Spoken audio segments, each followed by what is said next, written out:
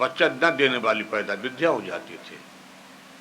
यहाँ तक पंडित जी कोई फल लगा दें, आम ओम का पौधा तैयार हो जाता था तो आते आते समय में उसमें बहुत बड़ा गांठ जैसे बन जाता था। यही करते करते पंडित जी का 4 जीवन यौवन निकल गया, वृद्धावस्था आ गई। पंडित जी एक दिन मन में विलाप किए कि क्या मतलब है, जिस घर में ठाकुर जी के भोग लगाने के लिए दूध ना मिले गृहस्थाश्रम में, तो वह गृहस्थाश्रम पवित्रता नहीं। आज के समय में हमारे हर घर में तुलसी महारानी पधारी रहते हैं। हमको तो आज अचानक निगाह पड़ा दोपहर में, मैंने बड़ा प्रसन्न हुआ कि हमारे इस मोहल्ले में इतना बढ़िया बिल्वपत्र महाराज लक्ष्मी जी साक्षात विराजमान है। जिसको बेल कहते हैं, बेल में लक्ष्मी जी का वास है। और इतना जल्दी इसमें बड़े बड़े नव पल्लव आना, ये भाग्य की बात है। कभी कभी आप लोग देखती होंगी, हमारे माता शक्तियां बेटियां, आप सभी अचानक आप बिलपत्र तोड़ते रहिए, और तोड़ते तोड़ते भगवत कृपा लक्ष्मी कृपा हो गई, आपके हाथ में 5 दल भी मिल गया, 6 दल भी मिल गया। तो आप ढूंढेंगे कि कहाँ है 6 दल, नहीं मिलेगा, नहीं मिलेगा। वो सब क्या है, आज भी भगवान के ही अक्सर आप देखेंगे। कब मिलेगा, श्रावण महीने में। इस महीने में बड़ी भाग्योत बात अलग है, पर श्रावण महीने में आप देखेंगे, आप जब बिलपत्र तोड़ेंगी तो ये अचानक आपके हाथ में 5 दल, 6 दल, 4 दल अक्सर मिल जाता। 7 दल तो बड़ा मुश्किल है, 5 दल तक तो आराम से मिलता। यह भी क्या कृपा है, भगवान नारायण की ही कृपा होती है। आज पंडित जी अपने मन में काफी विलाप किया कि मैं विद्वान हूं, पढ़ा लिखा हूं, दूसरे के यज्ञ कथा भागवत कराने जाता हूं, पूजा पाठ कराता हूं, पर मेरे घर में सत्कर्म नहीं है। यदि आप देखते हैं कि कोई व्यक्ति अपने घर में भी आ जाए और सबसे ज्यादा नातिन लोग, बब्बा चाय पियेंगे हैं, तो बब्बा को सबसे ज्यादा नातिन इसीलिए प्रिय होती हैं। नाती भी प्रिय होते हैं, पर मन में एक ममत्व की भावना है। आज पंडित जी वो भी विलाप कर रहे हैं कि अपने घर से जाता हूं, अपने घर के मुंह देख के आता हूं, तकातम रोदत विप्रत्वाम चिंता बलीयति बाधित तवेत्रम मय्यब्त दुखस्य कारणम। आज ब्राह्मण आत्मदेव अपने घर को त्याग कर और जाकर के दोपहर के समय एक सरोवर के नीचे गए, और सरोवर के नीचे जाकर के सुंदर शीतल सरोवर में स्नान किया, जल का पान किया। और जब आदमी एकांत में होता है तो नाना प्रकार से अपने मन में चिंताएं बढ़ती हैं। अपने मन के पूर्व जन्म से लेकर के वर्तमान तक की कालातीत याद आती, भगवान मुझे आपने सब कुछ दिया पर मुझे क्या दिया। ऐसे पंडित जी रो रहे हैं, अकेन कहते कि मेरे पत्नी भी थे, सुख नहीं, चलो बाल बच्चे नहीं हैं। घर में पहुंचे अपनी श्रीमती जी कहें पंडित जी क्या हाल चाल, तो पंडित जी कहते हैं झोला रख दो, ऐसे प्रसाद लेके आए। कितने आज पंडित जी सारे विलाप रो रहे, अकेले एकांत में। बड़ी दुखत्य कारणम, क्योंकि जीवन में 2 ही आता है, सुख और दुख, पूरक है। इतने में भगवत कृपा देखिए, एक भगवान की कृपा से संत के वेश में नारायण किसको भेज दिया, एक सन्यासी के रूप में संत भगवान पधार गए। संत भगवान आकर के कहते पंडित जी क्यों रोते हैं, क्या बात है। पंडित जी ने अपना दुख बताया, कहा कि भगवान आपको हमारे बारे में सब कुछ जानकारी मैं क्या बताऊं। मेरा नाम आत्मदेव ब्राह्मण है। हमारे जीवन के पाप कर्म की कोई संख्या नहीं, मैं क्या बताऊं। कहते क्या बात भाई। कहते कि मैंने तुलसी का पौधा लगता हूं। अब देखिए तुलसी का पौधा यदि जिसके घर के आंगन में गमले में अच्छा फैल जाए, एक बार आदमी की तुलसी महारानी के मंजरी का सुगंध आप ले लीजिए सुबह सुबह, बड़ा आनंद आता है, उसकी बड़ी मधुर खुशबू होती है। और आज के वैज्ञानिक युग में तुलसी के मंजरी के बराबर कोई भी दवाई नहीं है। सारे कीटाणु, सूक्ष्म कीटाणु तुलसी के मंजरी से समाप्त हो जाते हैं। ऐसी देवत्व भी भावना है और वैज्ञानिक में तुलसी महारानी को ऐसी भी उपयोगिता। तो कहते कि मैंने तुलसी लगाता हूं सूख जाती। ठाकुर जी को तुलसी दल जजमान क्या चलाना पड़ता भैया। गाय पालता हूं तो गाय भी बच्चा नहीं देती। फल लगाता हूं तो फल की भी स्थिति ये हो जाती है, वो भी फल नहीं देने वाले हैं। मुच्य ज्ञानम प्रजारोपम बलिष्ठाम कर्मणाम गति। यहाँ कर्मों की संख्या हो रही है। कहते मेरा कर्म कितना खराब था। देखिए इसीलिए आया दो पूरक, सुख और दुख। जब जीवन के ये आज का नहीं है, अब वही वर्ण करें पूर्व, कि जब पूर्व में भगवान की अच्छी उत्तम गति रहती है तो यहाँ पर मानव शरीर मिला। और मानव शरीर मिला तो चार लोग कहते हैं यार बगल वाले भाई साहब के यहाँ तो बड़ा अच्छा सुंदर हरा भरा परिवार है, नाती पोता। तो ये तब क्या है, ये सब पूर्व जन्म प्रजा पूर्व जन्म का यहाँ पर उपभोग हो रहा। और इसके बाद जब यहाँ से हम लोग जो कर रहे हैं ये मेरा आरक्षित रहेगा। तो विवेक तो तमाता तंतार बातनम। तो भगवान सन्यासी रूप में समझाते हैं, अरे पंडित जी क्यों रोते हो।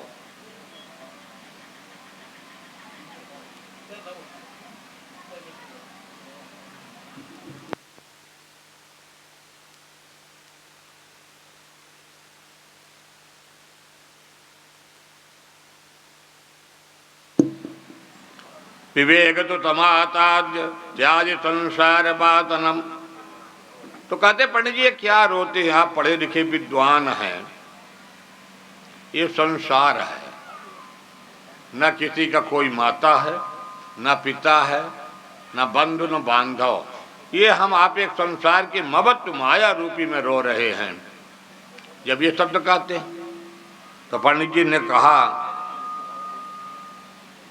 कि भगवान ये बताइए कि आदमी तो रोता है बच्चे के लिए, बेटे के लिए, हमारा बंधु बांधव। तो यहाँ पर कहते हैं अवश्य। पर पंडित जी यदि आप के बेटा नहीं हुआ तो आप एक पैसे उतार दीजिएगा।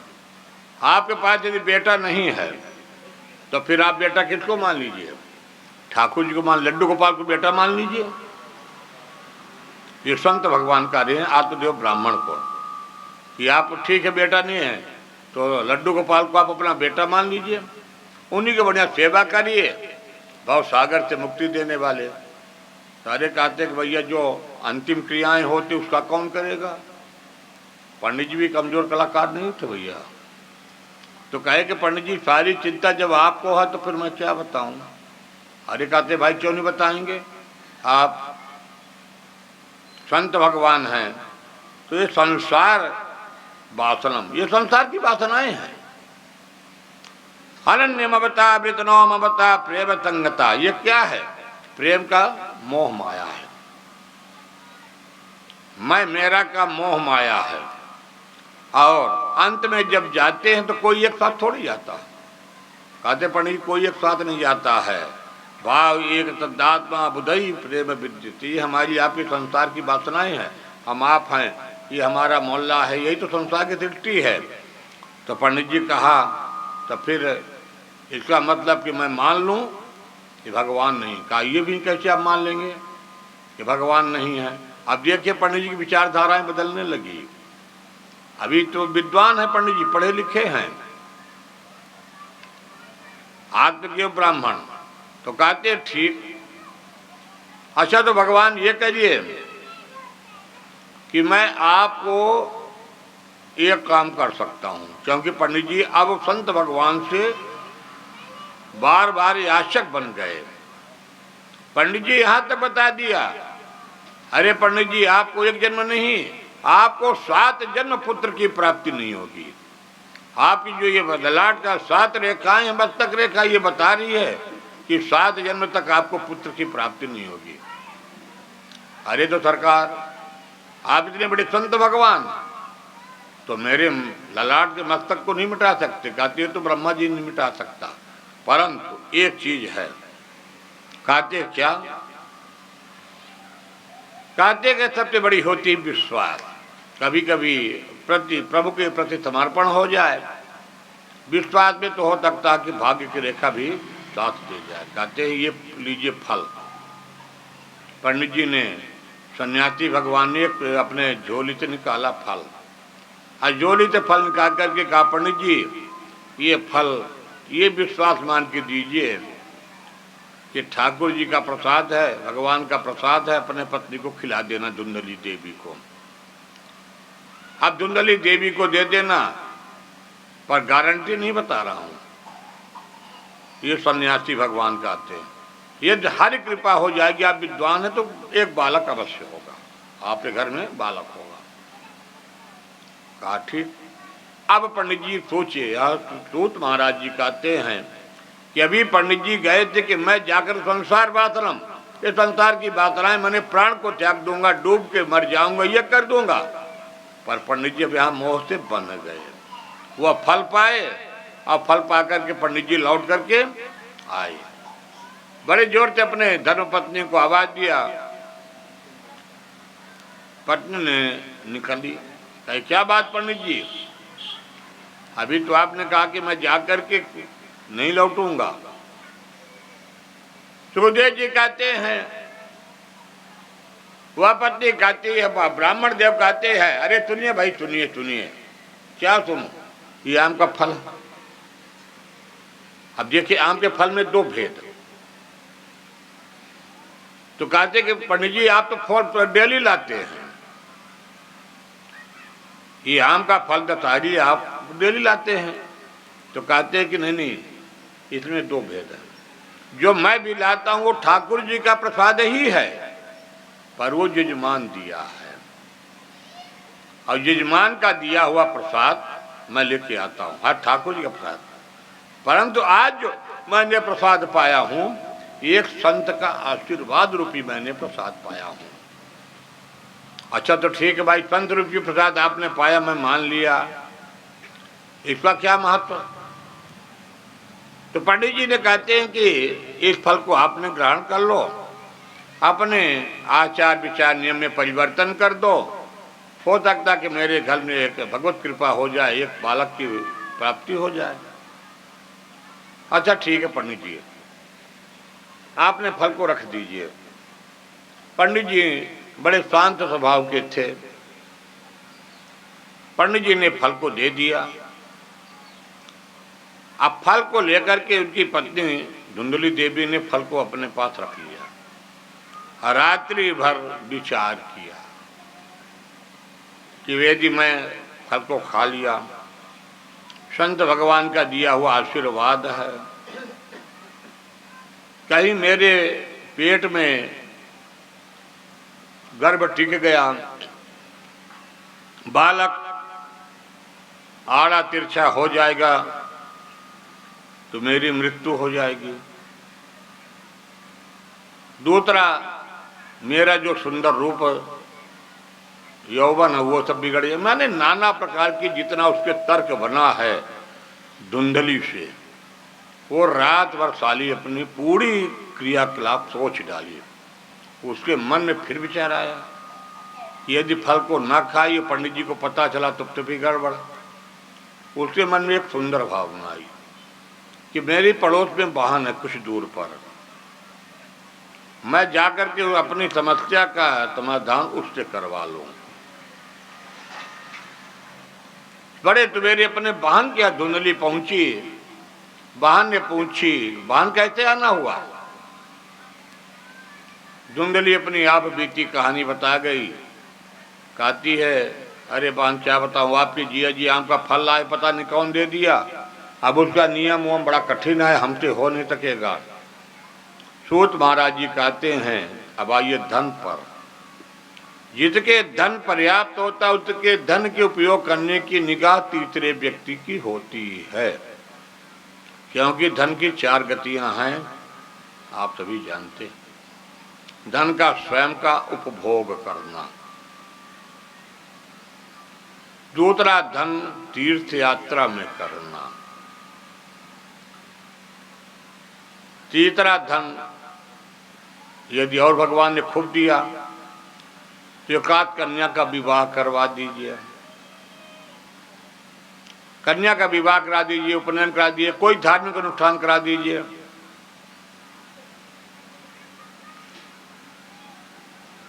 यदि ये सब कुछ नहीं होता तो चौथा उपभोग क्या है?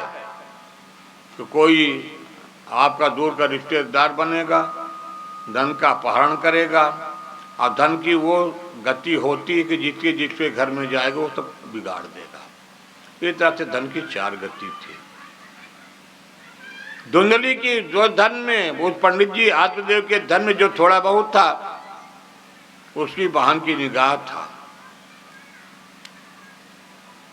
तो बहन ने कहा कि अरे बहन, ये समस्या के बहुत बड़ी जटिल नहीं है, हमने बताता हूं उपाय। आते उपाय ये है कि मेरे गर्भ में जीव जन्म लेने वाला है, और जो जीव जन्म लेने वाला है मैं आपको समर्पित कर दूंगा, बदले में आप मुझे धन दे देना। वह छोटी बहन ने उपाय बता दिया। अच्छा, ये बात तो मैंने मान गया। अब ये जो तुम्हारे जिया जी आम का फल है, इसका क्या करें? अरे बहना, ये कौन बहुत बड़ी बात है? इतनी गाय पाल के रखे हो तो किसी गाय को ये ले जाकर के आम का फल खिला देना। अरे बहना, तो थोड़ा अच्छा उपाय बताया। अच्छा, ये तो ठीक हो गया, पर अंतिम मेरा उपाय और बता दो। ये बताओ कि इस पीरियड के जो अवस्थाएं होती हैं वो मैं क्या करूंगा? तो कहते बहना, मैं बताता हूं, आपसे बहुत बढ़िया बन जाता है, तो जब हमारे जिया जी को देखना तो इधर उधर करने लगना। अच्छा, ये भी मान लिया। और अंत में एक निदान बता देती कि आप एक काम करना, कह देना कि भाई मुझसे नहीं होता हर काम, भोजन पानी बनाना, तो हमारी छोटी वाली साली को बुला लो, हमारे बहन को बुला लो, तो हमारी व्यवस्थाएं हो जाए। हाँ, ये बहना लास्ट वाला आपका पोजीशन बढ़िया है। कहा ठीक। समय आया। समय आने के बाद गाय के फल को धुंधली ने गाय को खिला दिया। समय आया, छोटी बहन का जो पुत्र पैदा हुआ वो अपने बहन को, बड़ी बहन को समर्पित कर दिया। समर्पित करने के बाद जो अपने यहाँ संस्कार होते हैं, तो धुंधली ने रोक दिया, ओ पंडित जी, बच्चे का नामकरण संस्कार मैं करूंगा। क्यों? अरे मैंने 9 महीने कोख में रखा, लालन पालन मैंने किया, और नामकरण आप करेंगे कि मैं करूंगा? अच्छा भाई ठीक है, आपकी इच्छा है, आप माता हैं, कर लो नाम। तो गोकर्ण पंडितो ज्ञानी धुंधकारी महाखला। तो लड़के का क्या नाम क्या रखा? धुंधकारी। धुंधली के पुत्र का नाम धुंधकारी।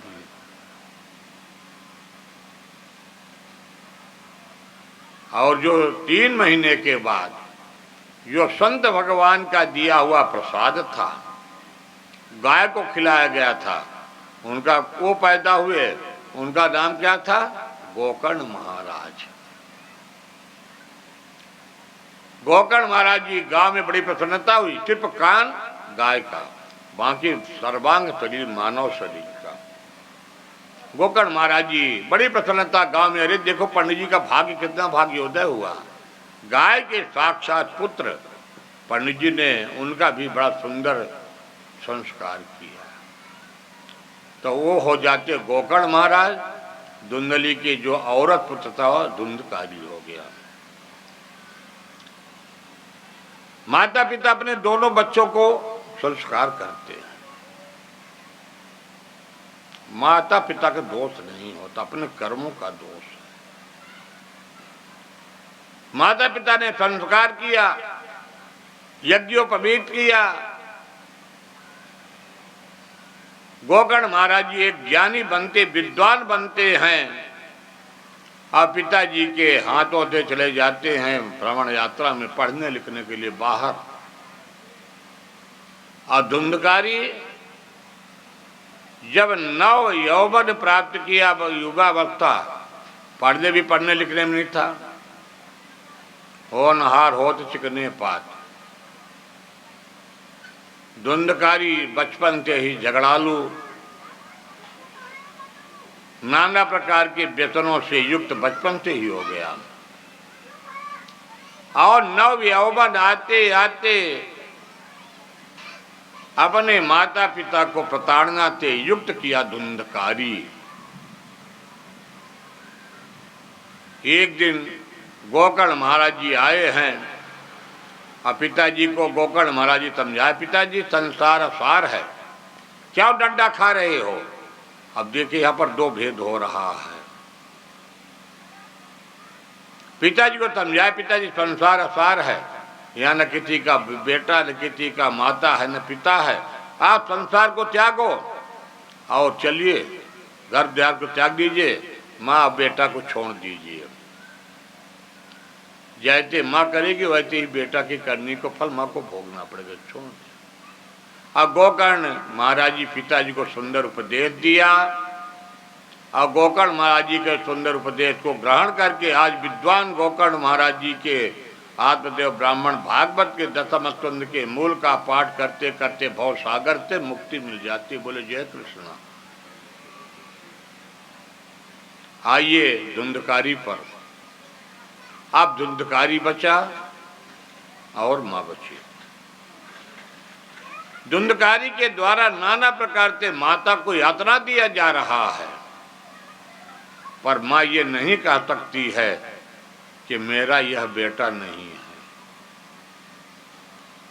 है। एकांत में विलाप करती रोती है, इस बेटा से बिना बेटा होता डंडा खाते खाते सारी कमर बुढ़ी हो गई।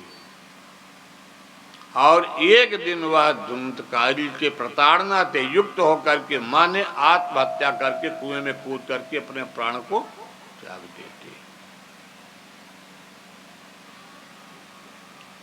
अब धुंधकारी स्वतंत्र हो गया। अब धुंधकारी जब स्वतंत्र हो गया, अनेक प्रकार से अपने जीवन के भटके हुए मार्गों को अपनाया और अंत में वह 5 वेश्याओं का संग किया और घर में ला करके रख लिया। हमारे यहाँ तो विद्वानों ने 5 संग वेश्याओं का वर्णन बड़ा सुंदर किया।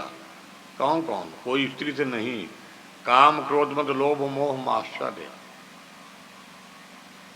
ये जीवन में 5 ही विकार हैं और यही विकार 5 जीवन के धन के लिए दौड़ा करते हैं। और यदि 5वां विकार हटाने के लिए संतोष आ जाए तो यही सभी संसार की वासनाएं समाप्त हो जाती हैं कि ठाकुर जी ने मुझे बहुत दिया, इतने मेरा जीवन। और धुंधकारी की वह गति होती है, सूत महाराज जी वर्णन करते हैं कि उन्हें अपने मन में विचार वेश्याओं ने कहा कि एक दिन यदि पकड़ा जाएगा ये मेरा पति तो मुझे भी मृत्यु दंड मिलेगा। आज जैसे वह चोरी करके डकैती डाल के आया है उन 5 वेश्याओं ने उसके नाना प्रकार से यातनाएं की। बड़े बड़े मुंह में अंगारे डालती हैं, रत्ती के फंदे डालती हैं, यह जीव तड़पता, जल्दी प्राणांत नहीं होता। धुंधकारी कहता मुझे एक बार छोड़ दीजिए, मैं तुम्हारी समस्त इच्छाओं को पूर्ण करूंगा। पर आज वह वेश्याओं ने छोड़ा, औरतों ने छोड़ा नहीं, और मृत्यु दंड देकर के आंगन में गड्ढा बनाती हैं, और आंगन में गड्ढा बना करके वहीं पर दफना करके और वहां से निकल गई। निकलने के बाद कुछ दिन में गोकर्ण महाराज जी तो तीर्थ यात्रा में चले गए थे। इधर गोकर्ण जाने के बाद आज घर भी खंडहर हो गया। वो तो मोहल्ले से कोई निकलने वाला व्यक्ति नहीं था। महान प्रेतत्व योनि में धुंधकारी गया है। इतनी बड़ी प्रेतत्व योनि में गया, दोपहर के समय भी वो तो मोहल्ले को लोगों को खाली करना पड़ जा रहा। एक दिन उसी रात्रि में तीर्थों में गोकर्ण महाराज जी गए हैं। तीर्थों में जाके पिंडदान भाई के निमित्त किया, जलदान किया, तर्पण किया, कोई अर्थ नहीं निकला। एक दिन गोकर्ण महाराज जी रात्रि में जो अपने घर में आए हैं, क्योंकि संत भगवान को किसी से सांसारिक इनसे भूत प्रेत पिशाच से कोई डर नहीं है। देखिए 84 लाख योनियां, और 84 लाख योनियों में सबको जाना पड़ता है। अपने किए हुए कर्मों को भूत में जाना पड़ता, प्रेत में जाना चाहता, ब्रह्म में जाना पड़ता है, और सबका उपाय भी है। सुखदेव जी कहते राजन परीक्षित, आज गोकर्ण महाराज जी जब आए हैं, संत भगवान ने अपने चटाई डाल करके आंगन खंडा रूपी घर में पड़े हैं, और रात्रि में वह अपने स्वरूपों पर आया है प्रेतत्व। डरवाने के उद्देश्य से नहीं आया, आज अपने भैया के, जबकि बड़ा धुंधकारी है, छोटा गोकर्ण महाराज जी हैं, पर यहाँ पर विद्वान की कीमत हो रही है। कहे भैया मैं आपका छोटा, आपका बड़ा भाई हूं, मेरा नाम धुंधकारी है। धुंधकारी स्वयं वर्णन करता है कि किए हुए कर्मों की फली प्राप्त होती है। भैया मैंने जो अपना कर्म किया, आज मुझे प्रेतत्व योनि प्राप्त हुई है, और आपने अपना कर्म किया कि आज ये संत भगवान आप पूरे भारत में विख्यात है। तो कहते क्या चाहते हो? कहते भैया यदि मेरे जीवन का उद्धार नहीं करोगे तो मुझे प्रेतत्व योनि से मुक्ति नहीं मिलेगी। कहते भैया मैंने तो पिंडदान किया, जलदान किया, तर्पण किया। प्रेत कहता कि भैया चाहे जो जिसके जीवन में सत्कर्म होता है तो उसके जीवन का पूजा पाठ भी सहायक होता है। मेरे जीवन में कोई सत्कर्म यज्ञ है नहीं, पाप कर्म है। गोकर्ण महाराज जी ने कहा ठीक है जाओ। आव भ्राता तुझे ये धुंधकारी नामता स्वकीय नैव दोतेन ब्रह्मत्वं नादितम मया। भैया यही तो हुआ है कि हमारे कर्म में हमारा फल जो मिल रहा, मैं प्रेतत्व में हूं और आप मेरे भाई हैं तो आपकी पूजा हो रही है। अच्छा ठीक भैया ध्यान रखना, यदि आप मेरी मुक्ति नहीं कराओगे तो मेरा भव सागर से मुक्ति होने वाला नहीं है। कहा ठीक प्रेतत्व जाओ तुम अपने निवास स्थान पर वास करो। प्रेत अपने निवास स्थान चला गया। महाराज गोकर्ण जी को बड़ी चिंता हुई कि मेरा भाई प्रेतत्व योनि में पड़ा है,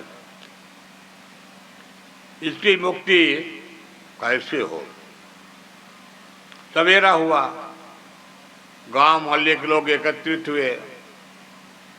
कोई पहचानने वाला तो नहीं था। गोकर्ण महाराज जी को परिचय दिया कि मैं आत्मदेव ब्राह्मण का पुत्र हूँ, गाय का पुत्र नहीं, आत्मदेव ब्राह्मण का, और मेरा नाम गोकर्ण महाराज जी है। तो लोग कह रहे भगवान आप इस घर में कैसे रुके हो? गोकर्ण महाराज नहीं बताए। कहे क्यों? मेरा घर है, मैं बैठा हूं। अरे भगवान आपको कोई रात में घटना तो नहीं घटी? कहें क्यों? अरे महाराज इस मोहल्ले में इतना बड़ा ये प्रेत है धुंधकारी कि यहाँ तो दिन में चलना मुश्किल है। हमारे गोकर्ण महाराज जी हंसे, कहते अवश्य मेरा ही भाई धुंधकारी प्रेत योनि में पड़ा है और मुझे मिला भी है, और मैंने वचन दिया हूं कि जाकर के मैं तुमको उद्धार करूंगा। तो आप लोग उपाय बताइए कि मेरा भाई प्रेत योनि से उद्धार कैसे हो? सभी लोग कहा कि भाई आप संत भगवान हैं, आप ज्यादा पढ़े लिखे हैं, विद्वान हैं, हम लोग कैसे बता दें कि आपके भाई का उद्धार कैसे हो? सूत महाराज जी कहते हैं आज गोकर्ण महाराज जी सूर्य भगवान को साक्षी बनाया है अपने तपस्या के बल पर, और सूर्य भगवान के रथ को रोक लिए हैं गोकर्ण महाराज जी। और गोकर्ण महाराज जी कहते हैं हे सूर्य देव आप समस्त संसार के अंधकार को दूर करने वाले हैं, प्रकाश देते हैं, और मेरा भाई धुंधकारी प्रेतत्व योन में पड़ा है, मेरे भाई के उद्धार का आप साक्षी बनो। आज सूर्य भगवान ने कहा अरे गोकर्ण जी आप तो स्वयं विद्वान हैं, श्रीमद् भागवत मुक्ते तप्तान वाचनम करो, कहते कि आप विद्वान हो और अपने भाई को श्रीमद् भागवत भगवान की कथा सुना दो 7 दिन, और आपके भाई मुक्ति को प्राप्त हो जाएगा। जाओ गोकर्ण। गोकर्ण महाराज जी ने कहा ठीक। अब गोकर्ण महाराज जी सबसे बताया कि भाई आप लोग तैयारी करो, इसी घर में खंडार रूपी घर में सुंदर व्यास आसन बना, सभी मोहल्ला टोले वाले जल्दी मिल मिल करके भाई भागवत भगवान की होने वाली कथा, व्यास पीठ बन गया। गोकर्ण महाराज जी बैठ गए, सभी को आवाहन किया गया, यज्ञ मंडप भी बन गया। यज्ञ मंडप में सभी देवताओं को आवाहन किया गया। अब प्रेत को भी आवाहन किया गया। प्रेत तो प्रत्यक्ष आ नहीं सकता, प्रेत तो हवा है, वायु है। एक प्रेत घूमते हुए यज्ञ मंडप के अंदर और देखा कि एक 7 गांठ का बांस जिसमें छिद्र है, जैसे आपके 7 बांस का ये गांठ रखा गया है, और ये 7 गांठ का जो बांस है ये आपके सामने लगा है ना, ये धुंधकारी का प्रतीक, और इसी में धुंधकारी आके प्रवेश कर गया। और जब धुंधकारी प्रवेश कर गया